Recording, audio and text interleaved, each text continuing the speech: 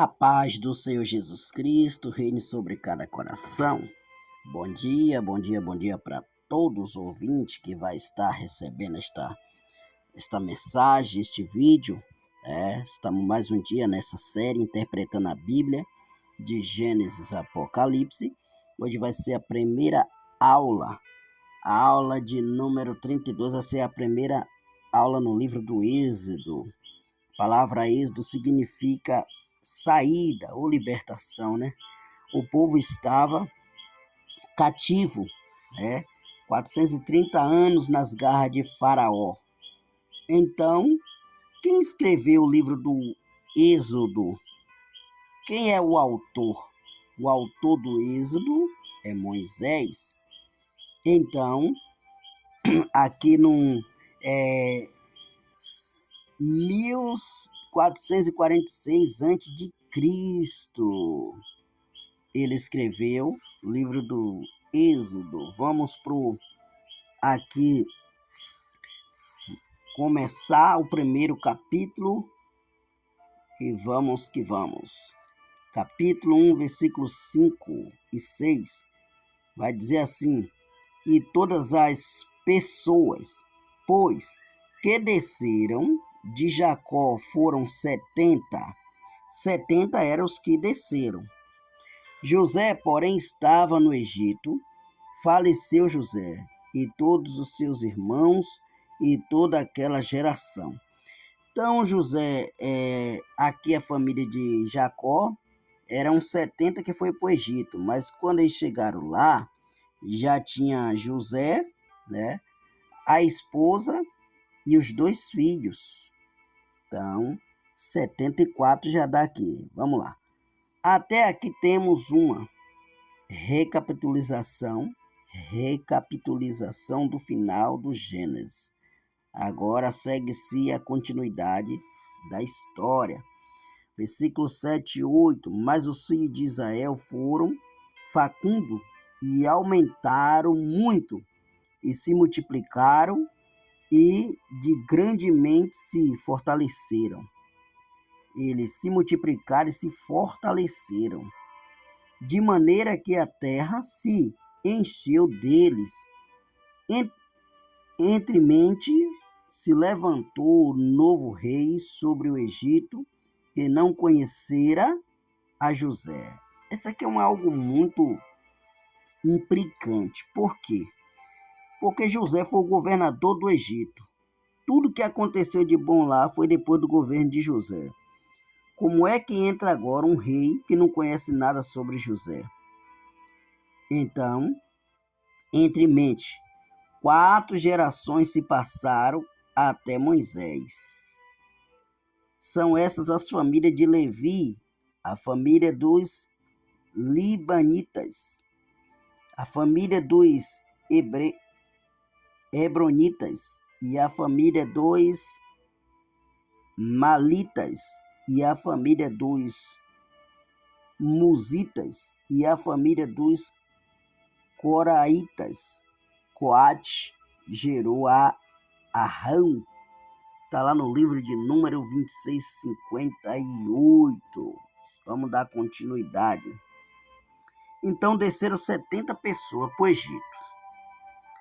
Quando saíram do Egito, saiu 600 mil e 1 bilhão de pessoas, e mais 430 anos depois, 2 bilhões e 500, 2.500 bilhões. Então, para o ano de 2024, 8,1 bilhões de pessoas. Vamos lá. No livro do Êxodo, ainda no capítulo 1, versículos 7 e 8.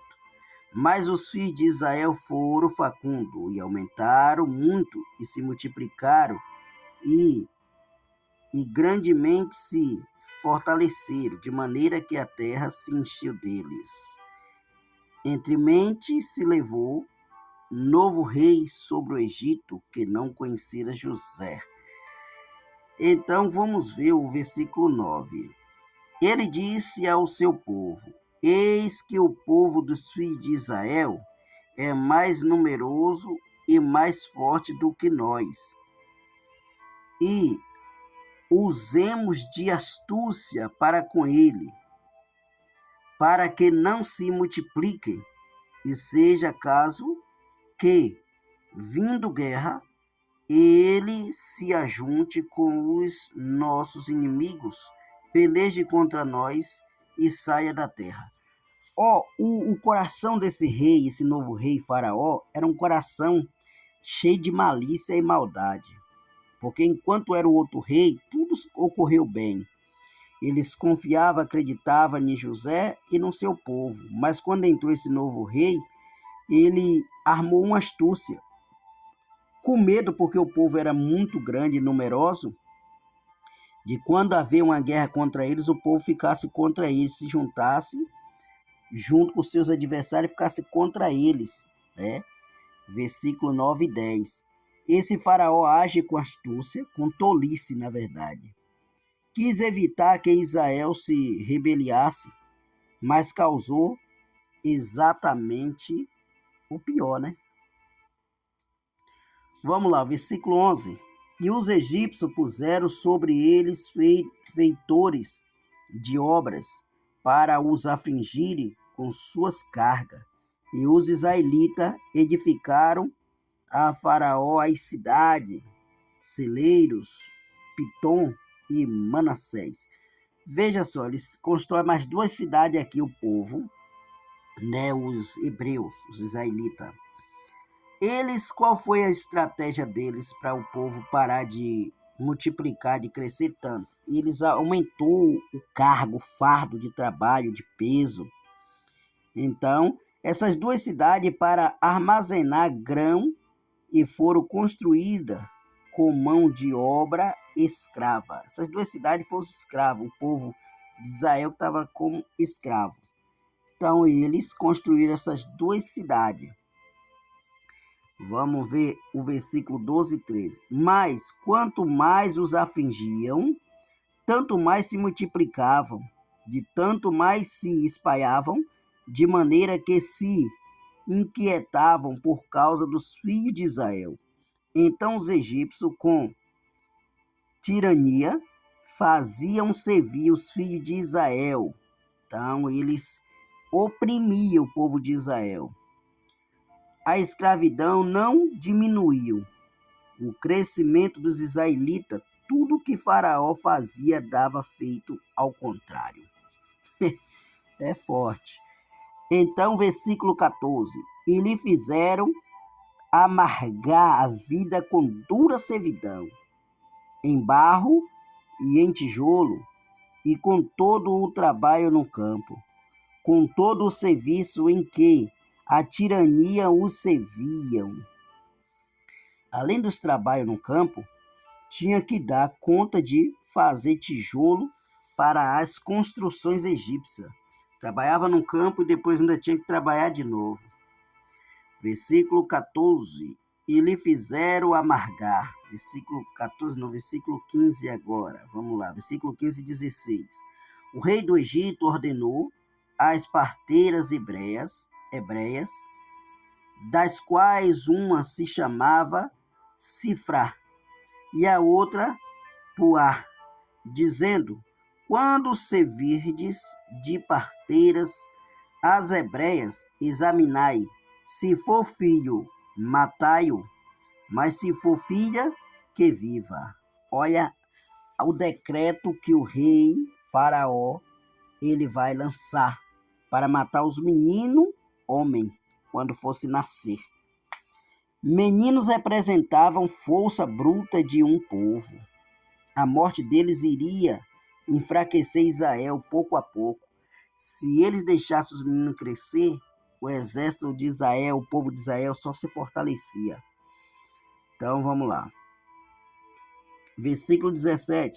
As parteiras, porém, temeram a Deus e não fizeram como lhe ordenara o rei do Egito, antes deixava viver os meninos. Aquelas parteiras, elas tinham temor de Deus. Então elas não matavam os meninos, mas deixavam viver. Ordens contrárias à vontade de Deus não deve ser obedecida, menos que venha da autoridade. Então está lá em Atos capítulo 5, versículo 29. A gente só podemos obedecer à autoridade terrena desde quando ela não quebra os princípios de Deus. Vamos lá, o versículo 18 e 19. Então o rei do Egito chamou as parteiras e lhe disse: por que fizeste isso e deixaste viver os meninos? Responderam as parteiras a Faraó: é que as mulheres hebreias não são como as egípcias, são vigorosas, e antes que ele chegue à parteira, já deram à luz ao seu filho. Então elas têm uma estratégia contra ele. É possível que Deus tenha dado essa dádiva às mulheres israelitas. Sim, mas elas podem ter mentido. Versículo 20 e 21 do capítulo 1 do Êxodo. E Deus fez bem às parteiras, e o povo aumentou e se tornou muito forte. E porque as parteiras temeram a Deus, ele lhe constituiu família. Olha aí, que as parteiras foi abençoada. A bênção de Deus está ligada à coragem das parteiras em honrar a Deus, mesmo arriscando suas vidas.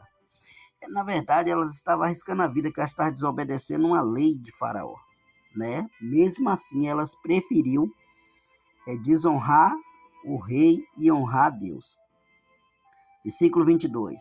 Então ordenou Faraó a todo o seu povo, dizendo: todos os filhos que nascerem aos hebreus lançareis no Nilo, mas a todas as filhas deixarei viver.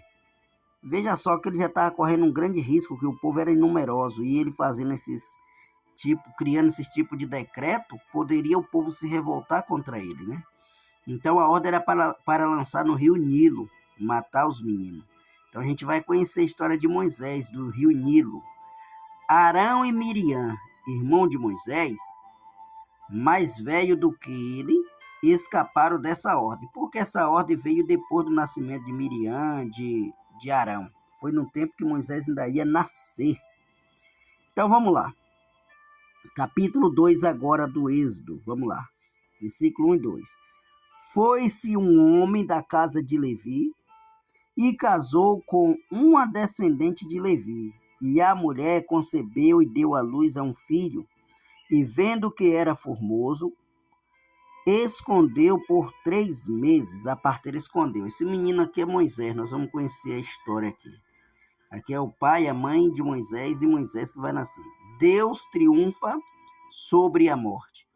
Faraó ordenou morte, mas Deus estava gerando vida, e Faraó não tocaria nessa vida. Então vamos lá. As 12 tribos de Israel, nós já estudamos, né? Agora o pai de Moisés, né? Arão, o nome dele era Arão, está lá no Êxodo 6, versículo 20. A mãe de Moisés chama Joquebede, né? Está no livro de capítulo 6, versículo 20 também. Vai falar sobre o pai e a mãe de Moisés. Vamos lá. Versículo 3 e 4 do capítulo 2 do Êxodo. Não podendo, porém, escondê-lo por mais tempo, tomou o cesto de junco, calafetou-o com betume e pinche, e pondo nele o menino, largou-o num carriçal à beira do rio. A irmã do menino ficou de longe para observar o que lhe haveria de suceder. Preste bem atenção a esse nome meio que difícil, né? Esse cesto de junco, né? Um cesto feito de cipó, e ele passou betume e pinche. É um tipo de objeto que dá na beira do rio, e que ele é preto, é esse mesmo betume, pinche, que faz pista, que derrete ali junto com a brita e faz ali a pista. E esse betume, aqui ele era usado em madeira, canoa, barcos, né, até mesmo cesto. Ele é derretido no fogo e vira uma cola. É preto. Então, essa menina aqui, o menino que não está falando o nome aqui, é Moisés. O menino é Moisés, a menina é Miriam. Então, Joquebede obedeceu ao faraó. O menino foi jogado no rio, mas em um cesto. Só que Moisés não foi jogado no rio para morrer. Moisés foi uma estratégia de Deus para que chegasse até a filha de Faraó e ela pegasse. Foi no horário propício, no horário estratégico, onde a filha de Faraó ia estar tomando banho. Vamos lá. Versículo 5 e 6. Desceu a filha de Faraó para se banhar no rio, e as suas donzelas passavam pela beira do rio. Vendo ela o cesto num caniçal, enviou as suas criadas e os tomou. Abrindo-o, viu a criança, e eis que o menino chorava. Teve compaixão dele e disse: Este é o menino dos hebreus. Observe que Moisés não ficou vagando no rio, ele ficou mais protegido no caniçal. Muitas foi achado. Então ele foi achado, pelo menos ele foi achado, né? A estratégia funcionou. Então disse sua irmã, a filha de Faraó: Quere que eu vá chamar uma das hebreias que sirva de ama e te crie a criança? Respondeu-lhe a filha de Faraó: Vai. Saiu, pois, a moça e chamou a mãe do menino. Essa aqui, a moça, aqui fala no outro versículo fala menina, aqui fala moça, era a própria Miriam. Chegou para a filha de Faraó e disse: se ela queria que ela isse atrás de uma ama que amamentasse a criança. Olha que outra estratégia genial. O que ela estava usando? Qual era a estratégia de Miriam? Ela ia chamar a própria mãe de Moisés para amamentar Moisés, e Moisés vai voltar para casa. Olha só, a filha de Faraó estava infringindo a lei, protegendo o menino. Então, essa solução resolveu a questão. Então, ela quebrou um princípio não, um protocolo que o seu pai criou. Vamos lá. Versículo 9 e 10. Então lhe disse a filha de Faraó: Leva este menino e cria-mo, pagar-te-ei o teu salário. A mulher tomou o menino e criou, sendo o menino já grande. Ela o trouxe à filha de Faraó, da qual passou ele a ser filho. Esta lhe chamou Moisés e disse: Porque das águas tirei. O nome Moisés significa porque das águas foi tirado.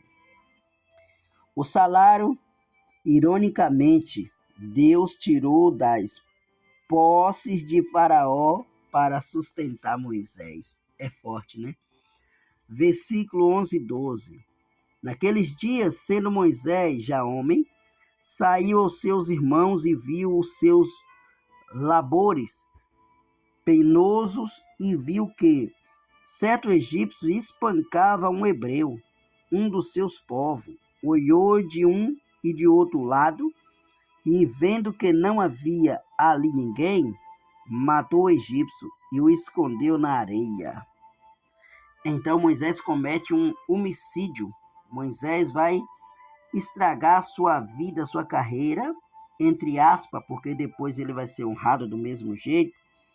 Viu, enxergou a realidade com emoção, estendeu de forma brutal que o seu povo sofria.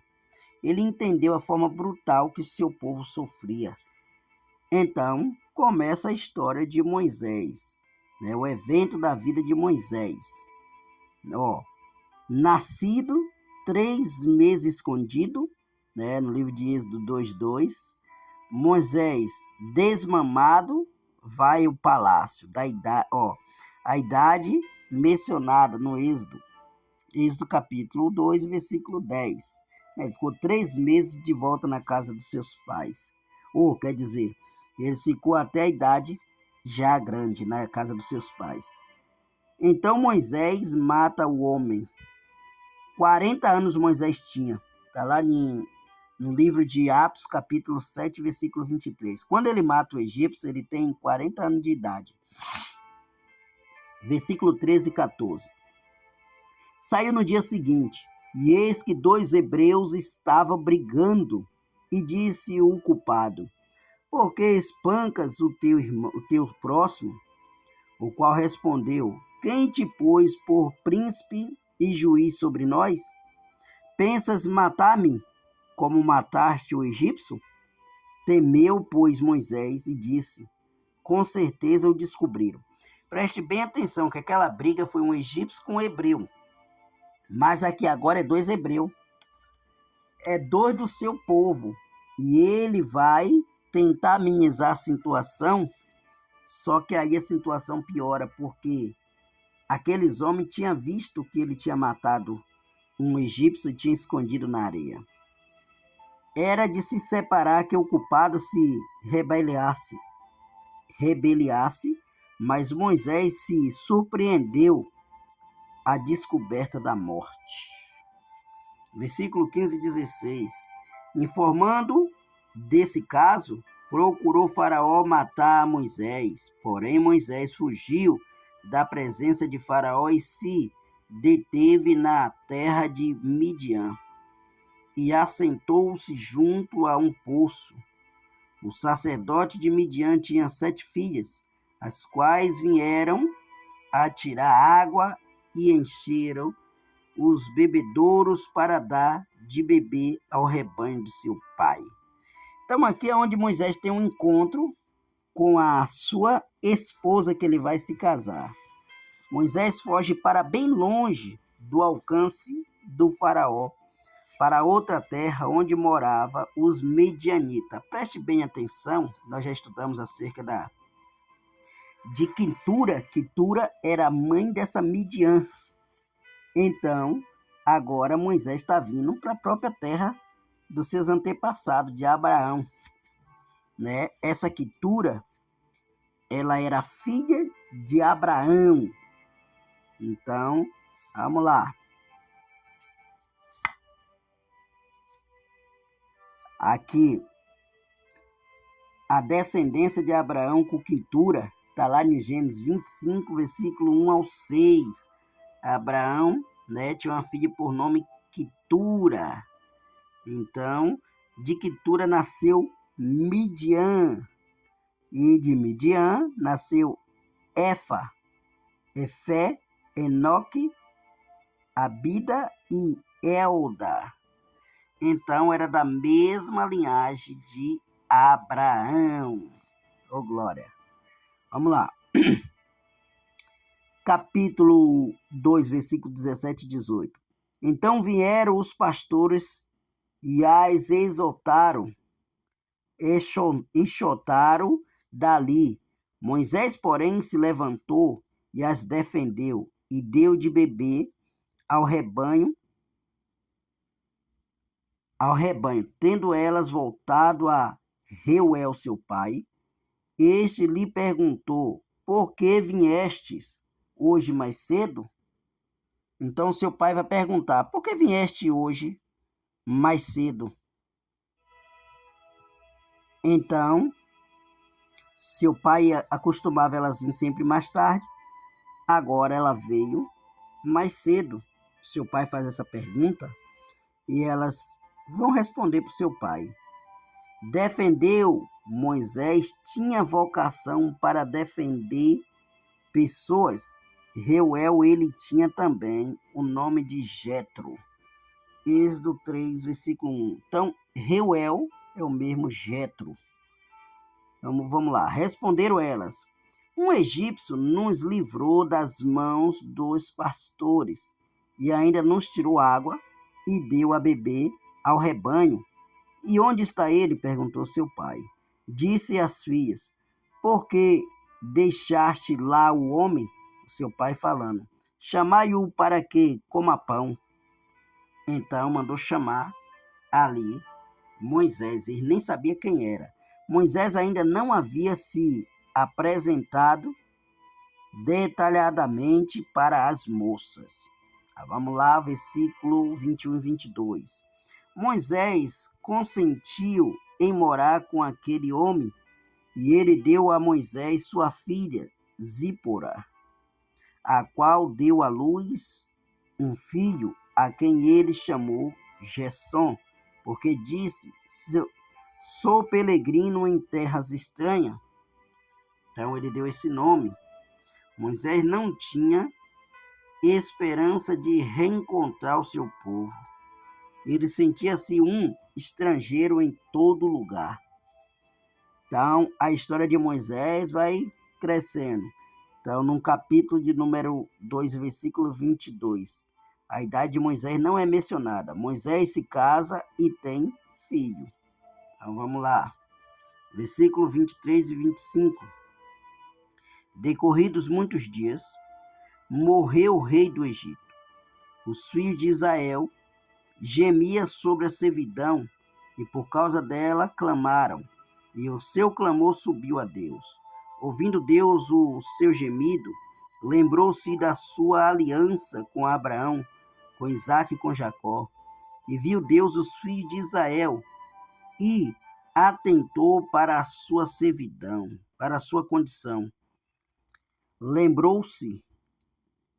Então, ele lembra da escravidão e ele fez promessa para aquele povo. E agora o povo está sofrendo a escravidão. Então, cumprindo-se a profecia de Gênesis 15, versículo 14, versículo 13 e 14. Então, próxima aula nós vamos estudar o capítulo de número 3. Não se esqueça de se inscrever e apertar o sininho de notificação e compartilhar. Deus te abençoe e até amanhã.